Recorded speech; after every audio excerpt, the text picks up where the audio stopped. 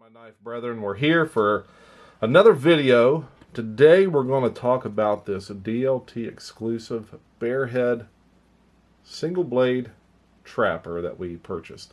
This is in carbon steel, of course. You know I like the carbon steel. We got the box. I love these white box. Ooh, look at that. But let's just look at the end tag here. Let's see what she says. Natural canvas micarta, smooth Bearhead trapper, 10, 154 CS. 10 for the scales, 1 for the amount of blades, 54 for the pattern, then CS. We know carbon steel. We know what it means. We know. All right. Now, I slept on this for quite a while. You know, Kevin was telling me over at Boston Blade Reviews, man, you need to get on it. It's got great action, and he wasn't lying.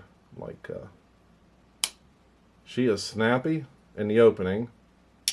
Pretty decent in the close, not bad. Now the knife, it did come with a few flaws. I'm not gonna lie. I love this knife, but if you're worried about gappage, I mean, you can see. Let me get it to focus here really good. You can see there's a gap on this lower spring right here between the spring and the liner, and of course my computer's going off as always. But there's a gap there. The centering's on point though. Look at the centering. Action, centering, 100%. Love it. The only problem, the big problem for me was when she was open, she had some blade wobble. Still is very slightly, you can feel it, but what I did, took this sucker out there in my vise, put some leather in the vise, put her down in there, cranked that vise down and tightened her up. Now you can see where the pin is showing here. So what I got to do is probably take some 600 grit sandpaper and just kind of sand that down a little bit. I mean, you can feel it just very so slightly, but it don't bother me because this is a user. Like, if it's a user, I'm really not worried about gaps. Blade centering, I do like a good. I don't want it touching the liner. Action, of course, you know, because you're using it, right? But this thing's going to get dropped. It's going to get beat up. It's going to look terrible here in about a month. So this gap doesn't bother me at all. You know, I think these run like 65 or 69 bucks. I think I paid for it. And then I bought something else to get free shipping, of course, because I got to have free shipping. But here's what I'm carrying it in. And that's Sarah, my wife, made this for me. She was practicing her leather burning and just made this slip to practice with. This is before she even had her maker's mark. So I like this natural leather look. And we just put her right down in there like that. But another plus about this knife, well, carbon steel, of course, but the tip. We have an actual pointy, sharp tip because this thing wasn't polished. So this is a non-polished blade. I think when they polish them, that's what they say the rounded tip is from their polishing process. But look, we're already getting some teeners on it from where I'm using it and abusing it. But it actually has a real tang stamp too. Like that's real. That's not laser etched. We got a real tang stamp in this one. You know, we got eight dots, so it's a 2022. But I like it. I like it a lot. I wish I wouldn't have slept on it. I wish I'd have bought it a long time ago. But everyone knows how big a trapper is. Like 4.25, 4 1/8? Hell, I don't know. How long's a trapper fully open? We all should know this, right? It's on 5, and she's going to 12 and a half, so it's like 7.5 inches fully open, I guess.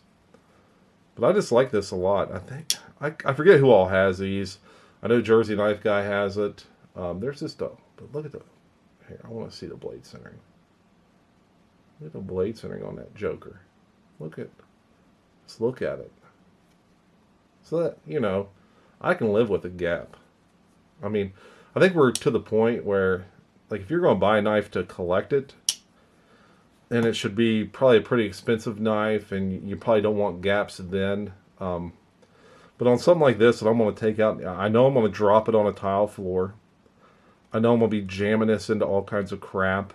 So I just really don't care. You know, the pin's showing. I don't I don't really care. I may sand that down, may not. Hell, I don't know. Who cares? But let's look at it compared to a copperhead. Ooh, boy, look at that copperhead. The sucker almost bites you. Man. Look at this thing. It's got the half stops. Ooh, doggy. Man. This video ain't about this blade, though. I like showing it, though.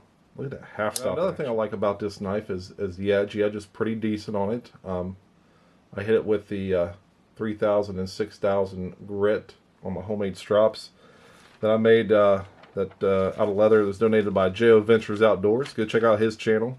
But she's fairly sharp now. And she came decent. I mean, usually they got like a big burr. This one didn't have that. So really I just had to clean it up a little bit. That's all I had to do to it. I'm going to crinkle this. So, yeah, she's a decent blade, boys and girls, ladies and gentlemen. I don't know when I'm going to release this video, but I got this sometime last week. I like the micarta. Like the carbon steel. This is it. If you're sleeping on this blade and you're not worried about gappage and a little bit of fit and finish issues, buy it. You can always take care of certain things yourself. It's got a little blade plate, crank her down. Blade centering's been good on most of these that I'm seeing out there. Carbon steel. Carbon steel for the win. For the win all day long. Alright guys, hey, like, subscribe, leave me a comment. While you're out there, keep your edges fresh.